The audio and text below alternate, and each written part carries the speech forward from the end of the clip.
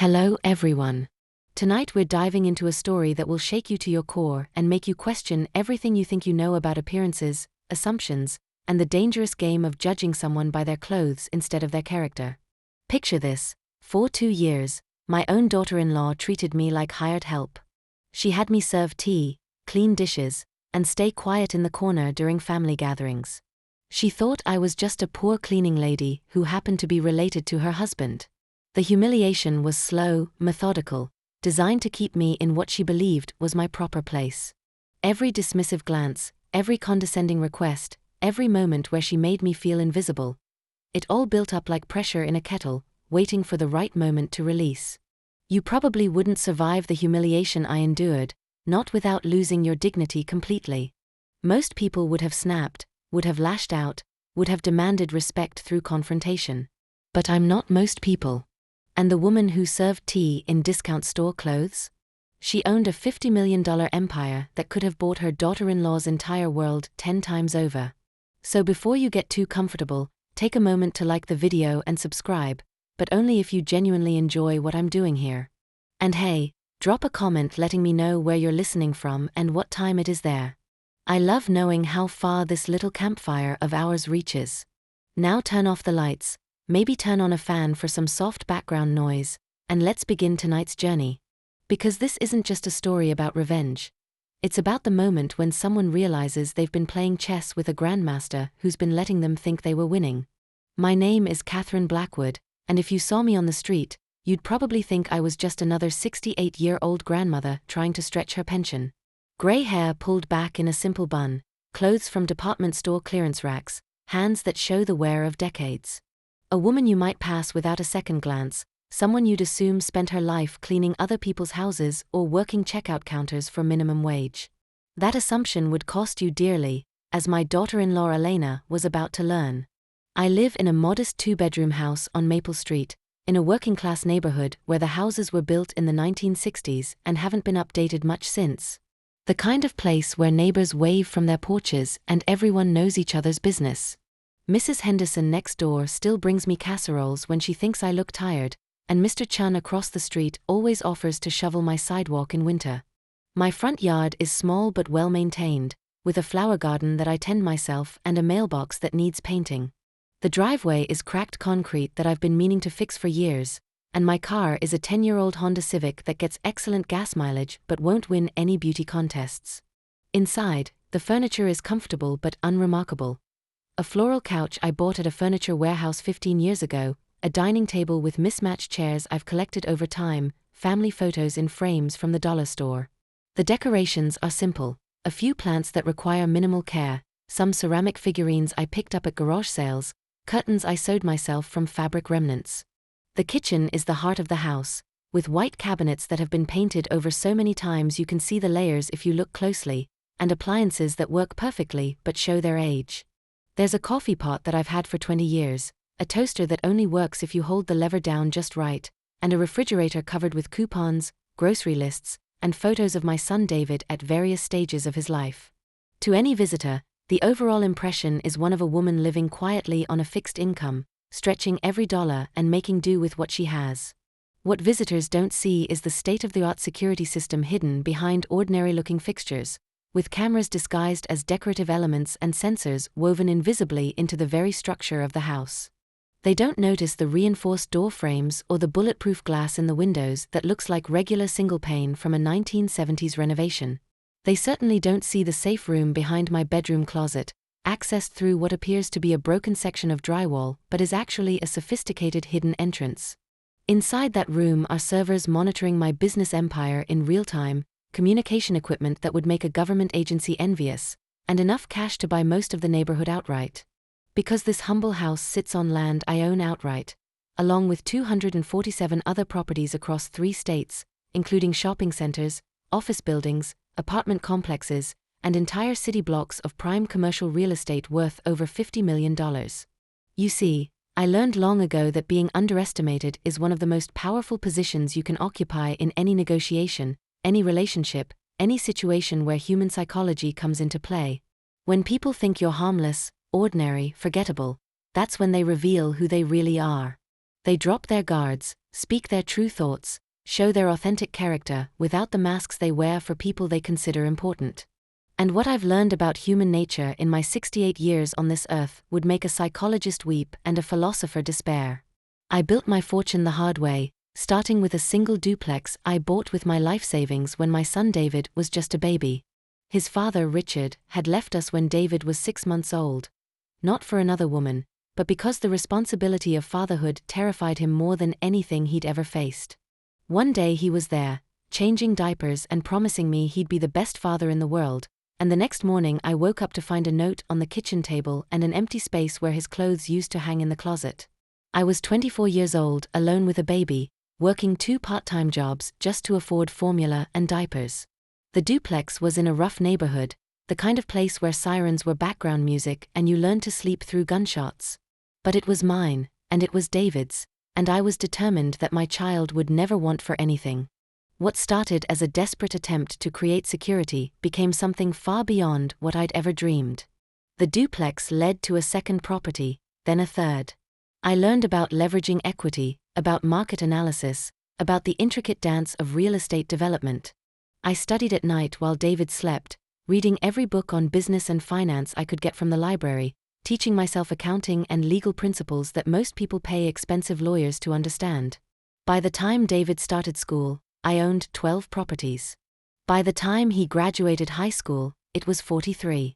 Today, my business empire generates more monthly income than most Fortune 500 CEOs make in a year. I could buy a small country and still have enough left over to fund its infrastructure for a decade. But nobody knows that. Not my neighbors, who see me clipping coupons at the grocery store and driving my old Honda. Not my extended family, who send me $20 gift cards for Christmas because they think I need the help. And certainly not the young woman who married my son 3 years ago thinking she was marrying up from his poor background.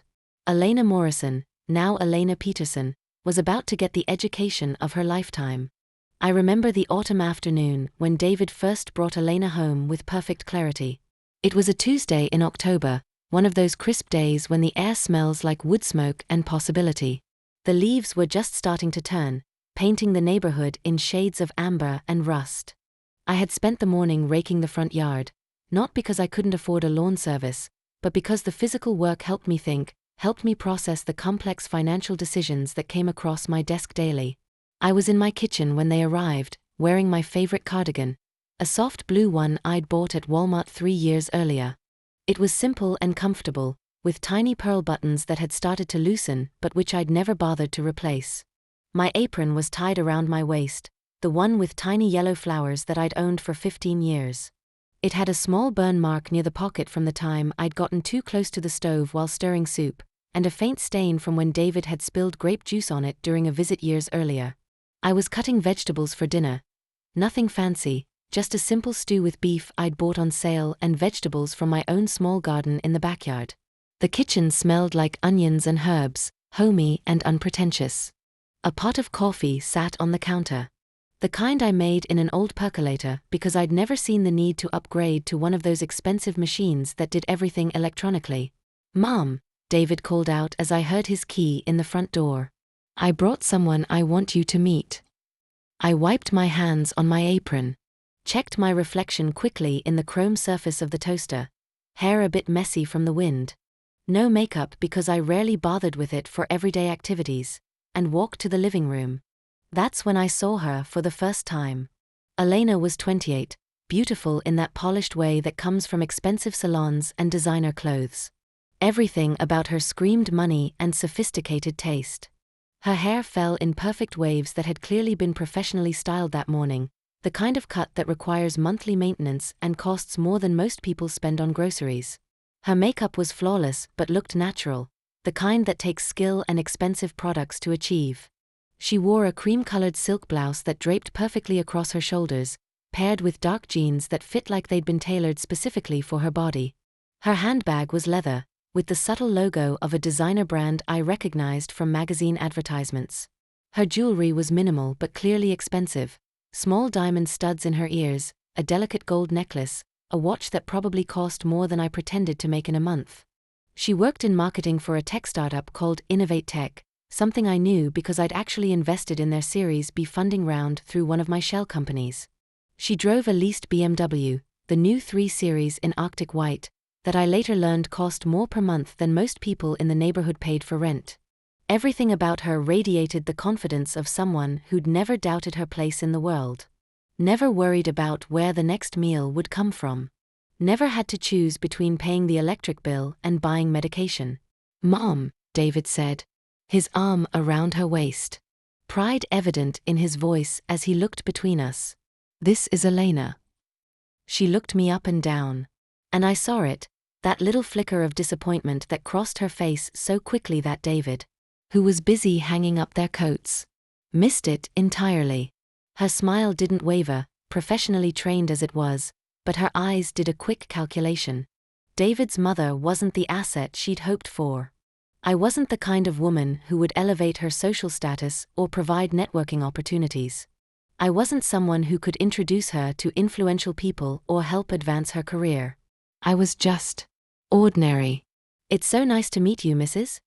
she said, extending a manicured hand with perfect French tips that gleamed under the living room's overhead light.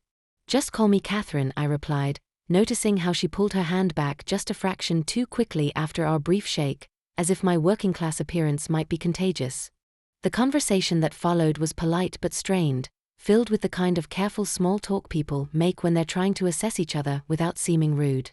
Elena asked the standard getting-to-know-you questions.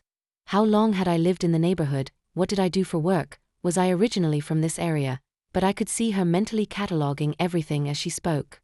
Her eyes moved around the room, taking in the modest furniture with its comfortable but unfashionable patterns, the bargain store decorations that I'd chosen more for sentiment than style, the family photos in mismatched frames of various sizes and ages. She noted the simple meal I was preparing, could probably smell the inexpensive cuts of meat and homegrown vegetables that composed our dinner. When I served dinner, she picked at her food delicately, making polite conversation about how homey everything was, but I could see her checking her phone discreetly, clearly counting the minutes until she could leave. In her worldview, which I could read as clearly as a book, she was doing David a favor by overlooking his humble origins.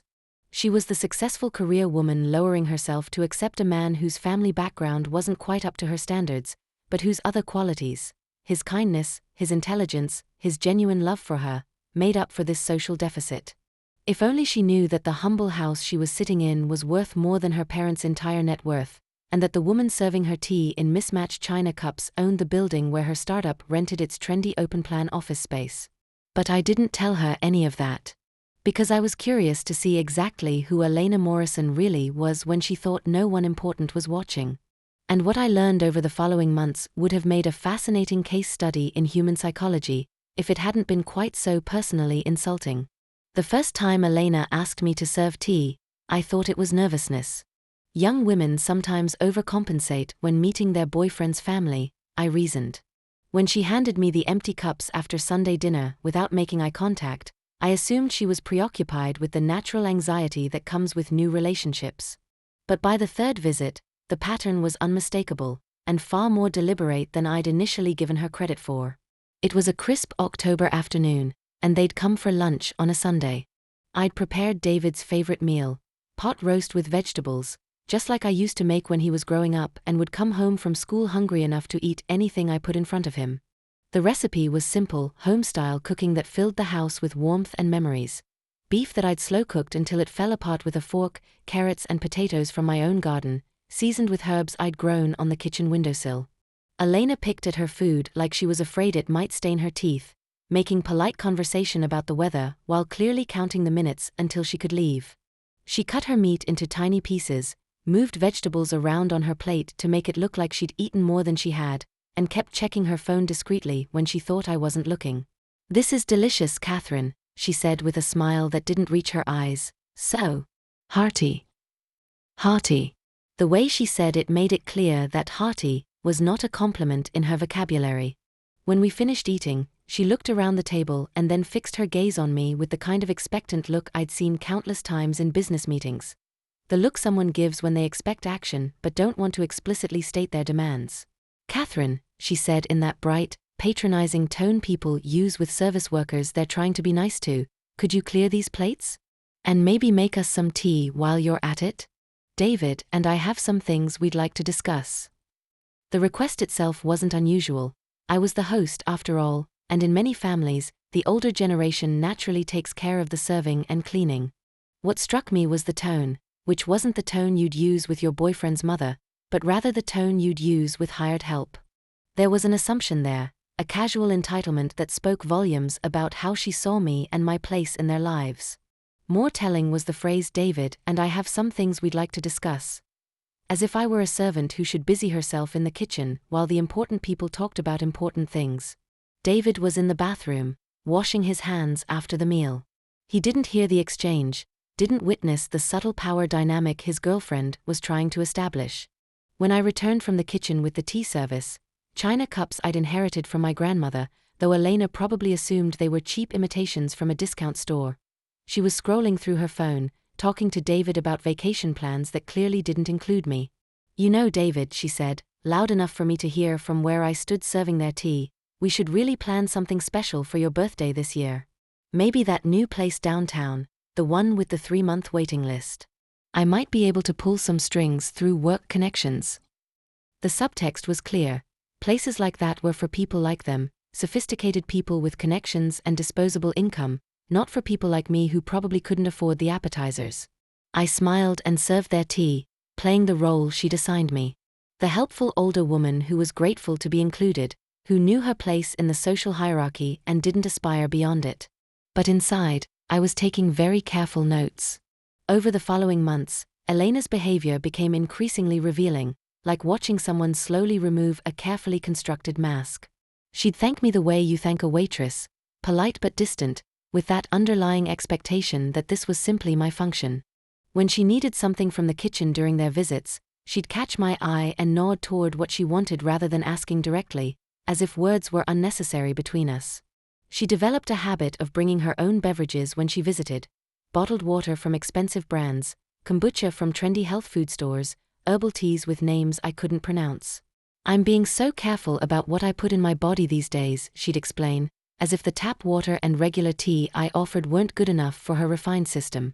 The most revealing moment came during their 4th visit, when Elena was telling David about her job.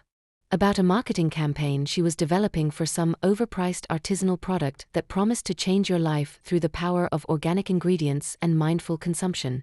"The target demographic is definitely upscale," she was saying, gesturing with her perfectly manicured hands. "People who understand quality, who appreciate craftsmanship, who are willing to invest in products that reflect their values. You know, not your typical Walmart shopper who just grabs whatever's cheapest." She glanced at me meaningfully when she said it, making sure I understood exactly where I fell in her social hierarchy. Her eyes lingered on my discount store cardigan, my drugstore reading glasses, my hands that showed the wear of what she assumed was a lifetime of manual labor. I could have corrected her assumptions at any time. I could have mentioned that I owned the shopping center where her favorite boutique paid me rent every month, or that the typical Walmart shoppers she looked down on included teachers, nurses, and small business owners. People who formed the backbone of the economy I'd spent decades building and understanding. I could have told her that her precious artisanal product company was struggling financially and had actually approached my investment firm about funding, though I'd turned them down after researching their business model and finding it unsustainable. But I didn't. Because I was learning something far more valuable than Elena's respect. I was learning exactly who she was when she thought she was safe to show it. And what I was learning would prove very useful indeed. When David called to announce their engagement, his voice was bright with excitement, carrying the kind of joy that makes a mother's heart swell with happiness. "Mom, we're engaged."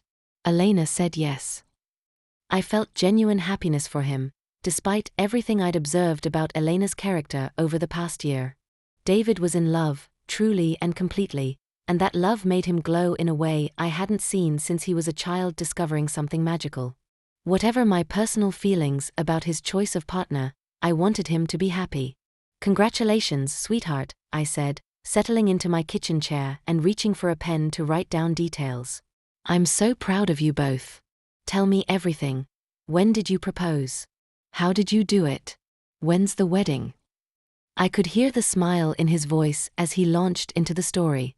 He'd taken her to the botanical gardens where they'd had their first official date, found a quiet spot by the rose garden, and gotten down on one knee just as the sun was setting. It sounded romantic and thoughtful, exactly the kind of gesture David would plan. "We're thinking about a fall wedding next year," he continued, "but first we want to have an engagement party. Elena's really excited about planning everything." That's when Elena took the phone from David, and I could hear her voice in the background getting closer as she moved toward the phone.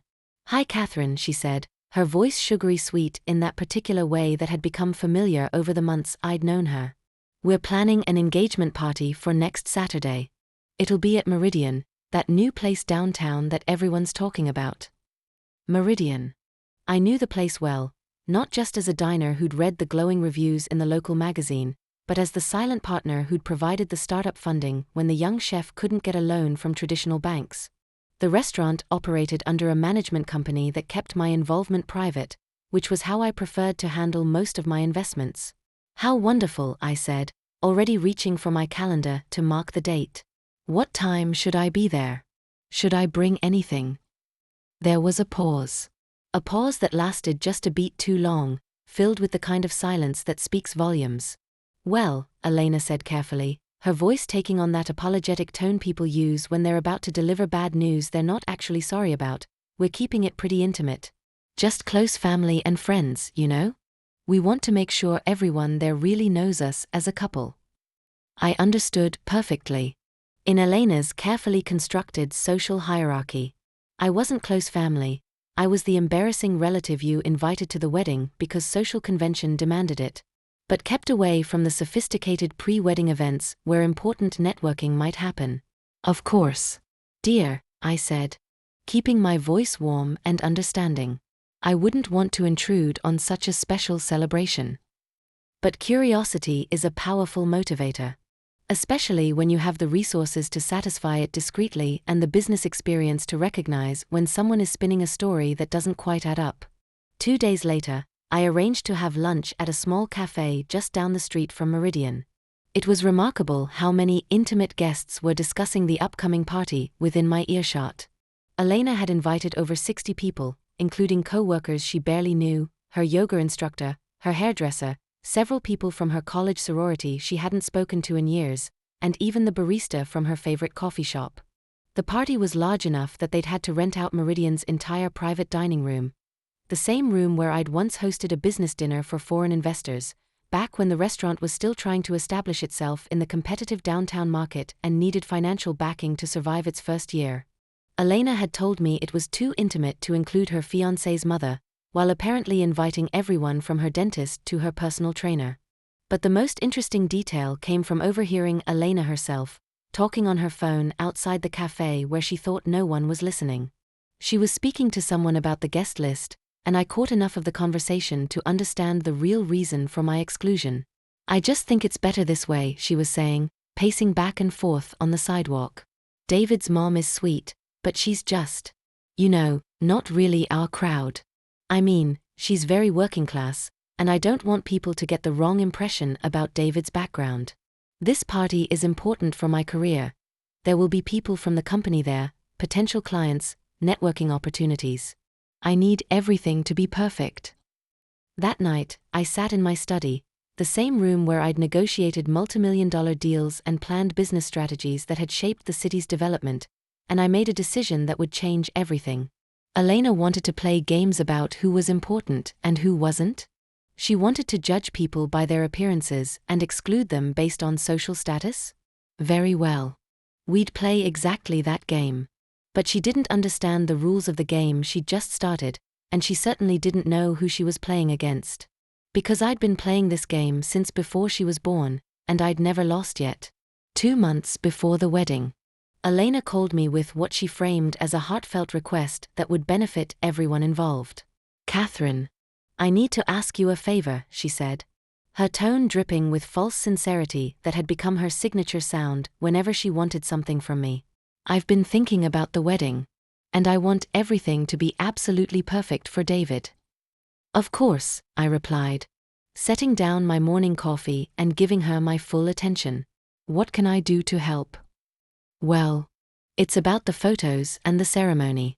We're going for a very specific aesthetic. Elegant, sophisticated, timeless.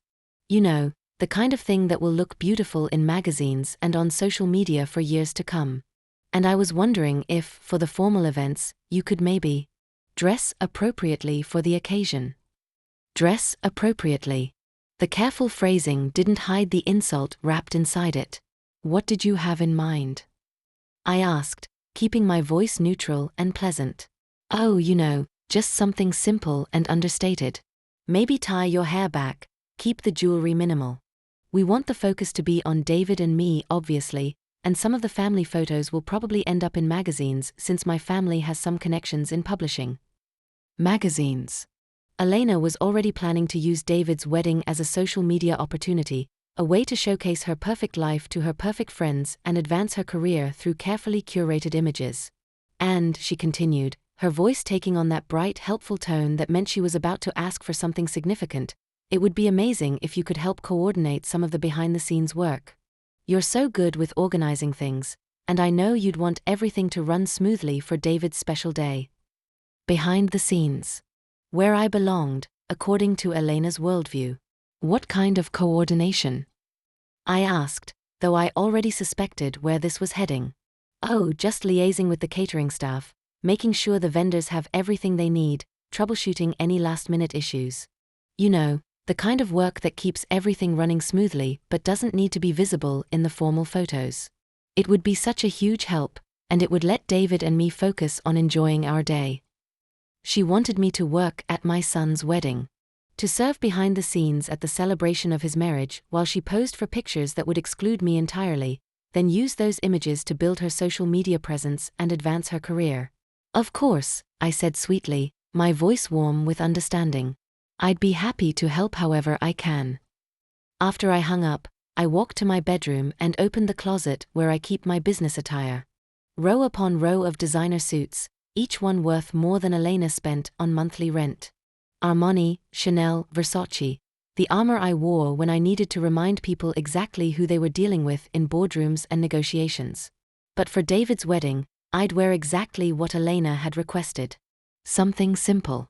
Something understated. Something that would make the revelation even more delicious when it inevitably came. Because Elena had just given me the perfect opportunity to teach her a lesson she'd never forget. A lesson about assumptions, about respect, and about the dangerous game of judging people by their clothes instead of their character. She thought she was managing me, controlling my presence at the wedding to suit her image and social media strategy. What she didn't realize was that she'd just walked directly into a trap I'd been setting for 2 years, and tomorrow, everyone would see exactly who had been playing whom. The morning of David's wedding dawned crisp and clear. One of those perfect September days that photographers dream about and brides pray for. I woke before sunrise, as was my habit, and sat in my kitchen with my first cup of coffee, watching the world slowly come to life through the window. The neighborhood was still quiet, with only the sound of Mrs. Henderson's sprinkler system and the distant hum of early commuters beginning their day. Today was the day I would finally stop playing the role Elena had assigned me. Today, the woman she'd dismissed as unimportant would reveal herself for who she truly was. I took my time getting ready, approaching each detail with the same careful attention I brought to million-dollar business negotiations.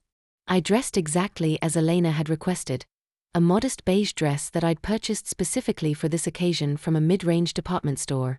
It was unremarkable in every way, simple cut, neutral color, made from a polyester blend that would photograph as appropriate but forgettable.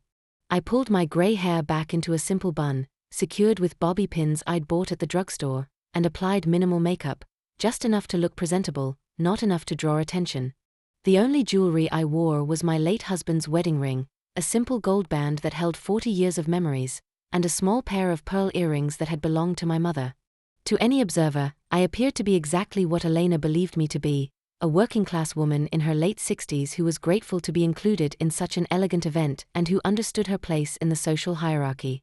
I looked at myself in the bathroom mirror one final time before leaving the house.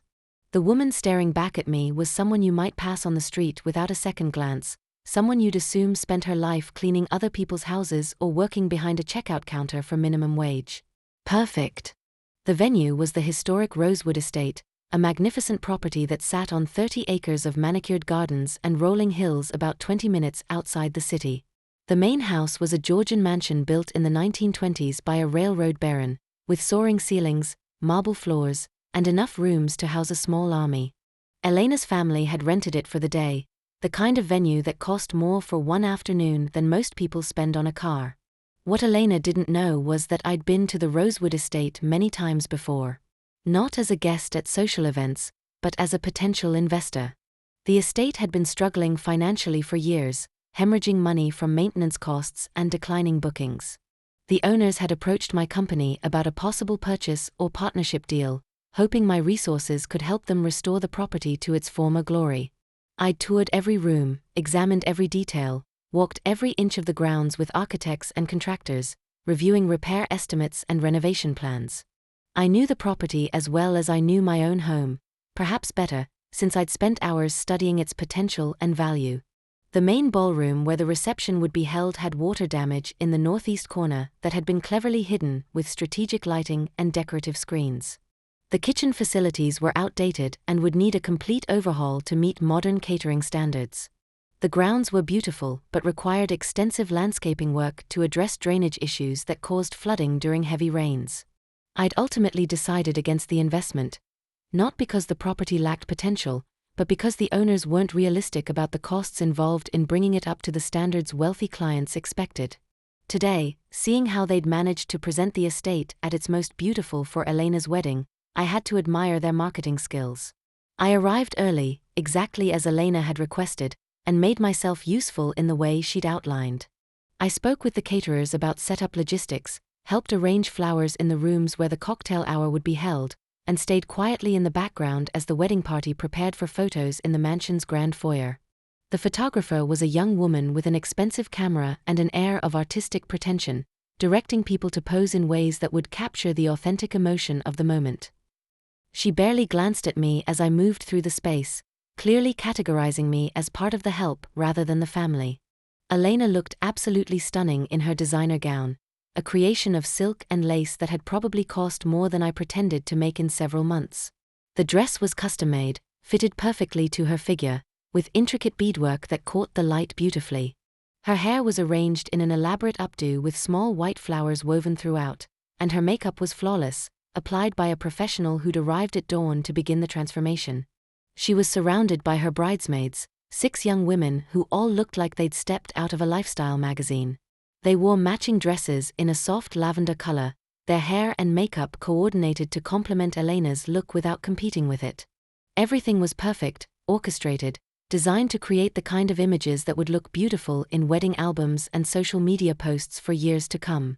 When Elena saw me arranging flowers near the ceremony space, she walked over with a smile that was all warmth for the photographer's benefit and no substance for mine. "Oh good Catherine, you look perfect," she said, her voice loud enough for the nearby vendors to hear her being gracious to David's family. "Very appropriate. You're being such a help with everything." "Thank you, dear," I replied, playing my role flawlessly. "I want everything to be perfect for you and David. This is such a special day." She squeezed my arm in a gesture that looked affectionate to anyone watching but felt patronizing to me, the kind of touch you'd give to a child or an elderly relative you were humoring. "You're so sweet," she said, her smile never wavering. "David is lucky to have such a supportive mother." The pause before supportive was subtle but deliberate, making it clear that she was being generous in her description of my role in their lives. The ceremony was genuinely beautiful, I have to give her that. The weather was perfect, with a gentle breeze that stirred the leaves without disrupting the carefully arranged flowers. The officiant was elegant and spoke eloquently about love and commitment. The string quartet played classical pieces that provided a sophisticated soundtrack to the proceedings. I sat in the 3rd row, as assigned, between David's elderly aunt and uncle who rarely spoke to anyone at family gatherings. They were kind people, but they'd been relegated to the same social category as me. Family members who needed to be included for propriety's sake but who weren't important enough to sit prominently. From my seat, I could see Elena's family in the front row, her parents looking proud and elegant, her younger sister serving as maid of honor, various aunts and uncles who all seemed to share the same confident bearing that comes from generational wealth and social position. As I watched David and Elena exchange vows, I felt genuine joy for my son.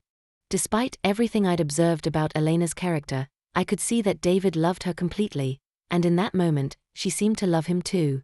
Whatever else happened, whatever lessons needed to be learned, I wanted him to be happy. But I also knew that the real drama of the day was yet to come. The reception was in full swing by the time I saw James Patterson approaching the family table. He was moving through the crowd with the kind of purposeful stride that suggested he'd spotted someone he genuinely wanted to see, not just someone he felt obligated to greet. James was the chairman of Patterson Holdings, one of the largest real estate development firms in the state. We'd done business together for 15 years, ever since I'd started expanding beyond residential properties into commercial real estate. He was a man of impeccable reputation, sophisticated taste, and the kind of natural authority that made people listen when he spoke. More importantly for the moment at hand, James was exactly the sort of person who commanded attention at social gatherings. When he showed enthusiasm about something or someone, others took notice. When he spoke, people stopped their own conversations to listen. He had that rare quality that made him a natural leader in any room he entered. He was walking directly toward me, his face lighting up with recognition and genuine pleasure at seeing an old friend in an unexpected setting. "Catherine Blackwood," he called out, his voice carrying across the crowded reception hall with the kind of authority that makes conversations stop mid-sentence. "I thought that was you." The effect was immediate and electric. Heads turned, conversations paused, and suddenly I found myself at the center of attention in a way that Elena had specifically tried to prevent. Elena, who was standing nearby accepting congratulations from her college friends, froze completely. The champagne glass in her hand stopped halfway to her lips, and I watched the color drain from her face as she processed what she was hearing. James reached our table with the energy of a man who'd just spotted an old friend at a party where he'd expected to know no one. "I can't believe it," he said, embracing me warmly in front of everyone who was now watching. "The Catherine Blackwood at a family wedding. Don't tell me this handsome young man is your son." "He is indeed," I replied, standing to hug him properly, playing the moment exactly as it needed to be played. "Well, I'll be damned," James continued, his voice booming with the kind of enthusiasm that naturally draws crowds. "David is one incredibly lucky young man to have you as a mother." By now, people were gathering around us. Elena's carefully curated guest list, the same people who had dismissed me as the working-class relative to be tolerated, were suddenly very interested in this conversation. "Catherine here," James said, turning to address the growing audience with the natural authority of a man accustomed to commanding rooms, "is one of the most brilliant business minds I've ever had the pleasure of working with." Elena was staring now, her champagne glass trembling slightly in her hand. Behind her, I could see her parents, her friends, her co-workers. All the people she'd wanted to impress. Leaning in to hear what this distinguished gentleman had to say about David's mother. "Catherine built Blackwood Properties from absolutely nothing," James continued, either oblivious to or enjoying the effect of his words. "Started with one small apartment building 30 years ago when David here was just a baby. Now she owns half the commercial district downtown." The silence that followed was so complete you could have heard a pin drop on the marble floor. "How many properties are you up to now, Catherine?" James asked with genuine curiosity. 200? 300? 247, I replied calmly, my voice carrying clearly in the sudden hush, as of last month. Elena's champagne glass slipped from her fingers, shattering on the marble floor with a sound that seemed to echo through the sudden silence. "And that shopping center project you spearheaded last year," James went on, completely unaware of the social earthquake he was triggering, "what was the final value on that?" 50 million. 62, I corrected gently, as if we were discussing the weather rather than a fortune that dwarfed anything anyone in this room had ever imagined. The whispers started then, a low buzz of shock and disbelief that rippled through the crowd like wildfire. Elena's college friends, the same ones who had snickered about David's working-class family, were staring at me with expressions of pure bewilderment. Elena's mother, Victoria, stepped forward, her face pale as she processed what she was hearing. "I'm sorry," she said, her voice barely above a whisper, "are you saying that Catherine That David's mother. Owns Blackwood Properties. Owns and operates, James confirmed cheerfully, completely oblivious to the social earthquake he'd just triggered. One of the most successful self-made businesswomen in the state. Started from nothing, built an empire through sheer determination and brilliant strategic thinking. He turned back to me with genuine admiration. "Catherine, you must tell me, how's the downtown revitalization project coming along? Last I heard, you were the lead investor in that $30 million mixed-use development." $42 million actually, I said, maintaining the same calm tone I'd used to discuss grocery shopping.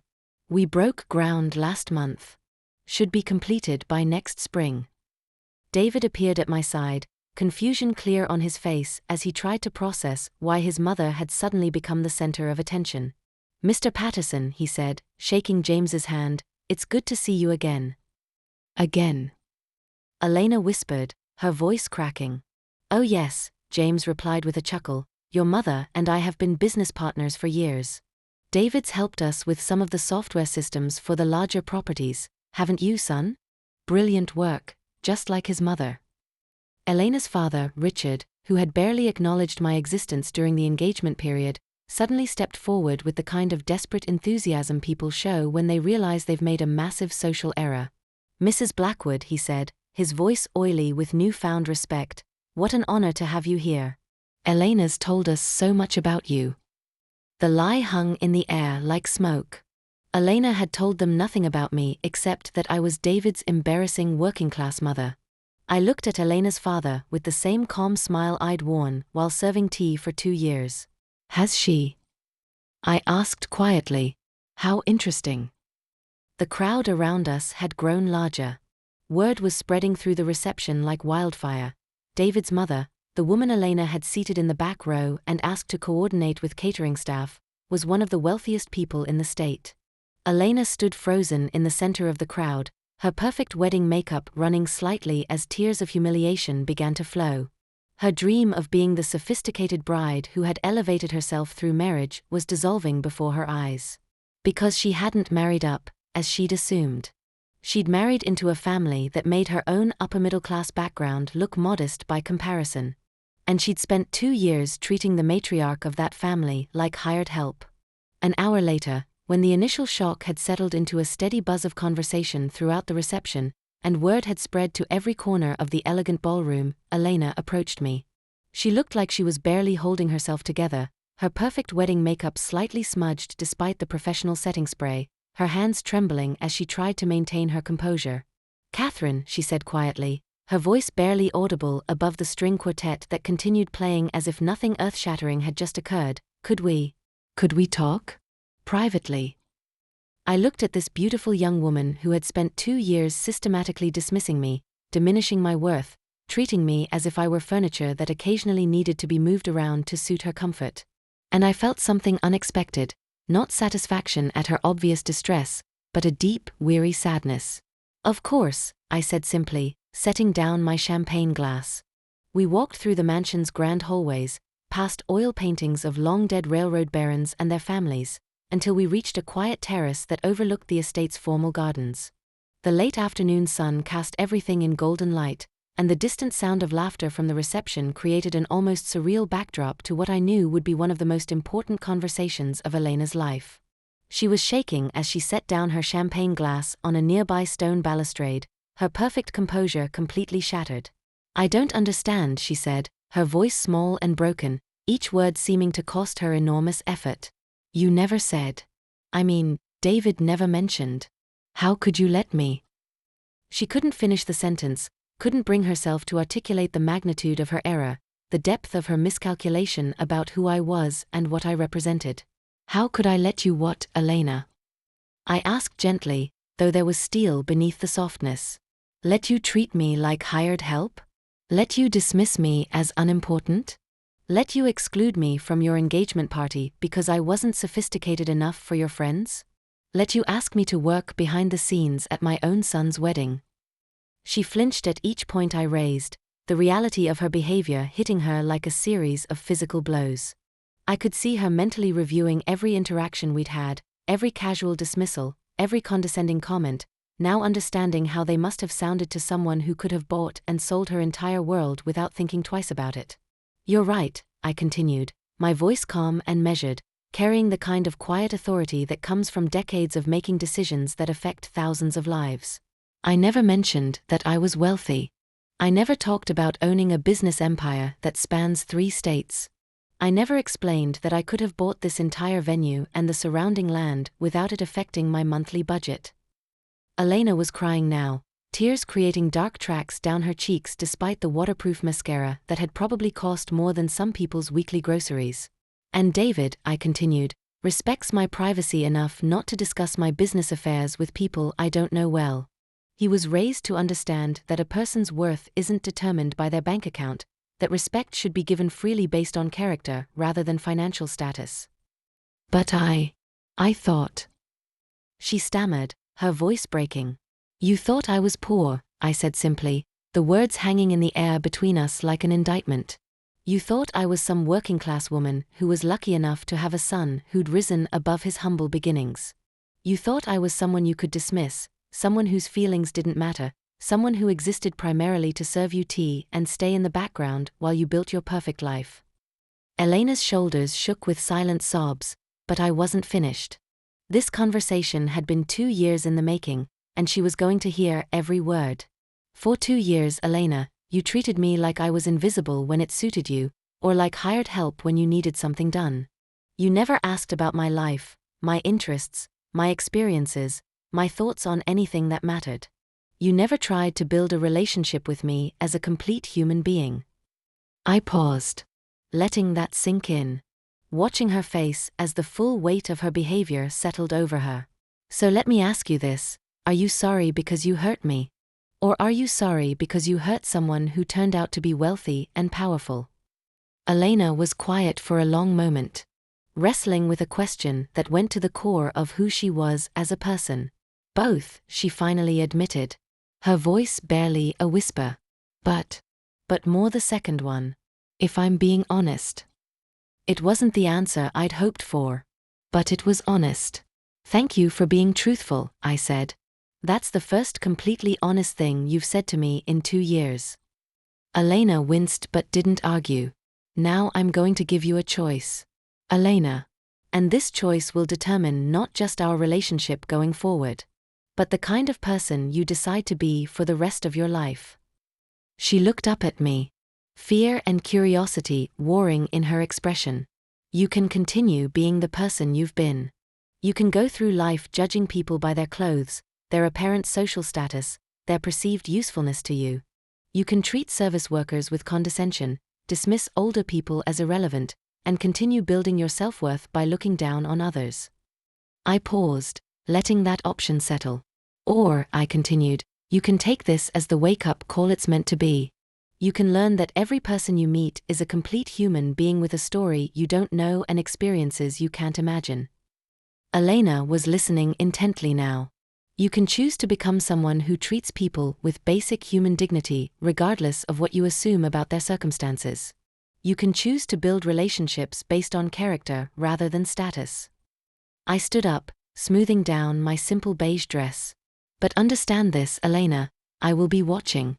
And if you choose to continue being the person who judges worth by appearances, then you'll discover that there are consequences to that kind of character."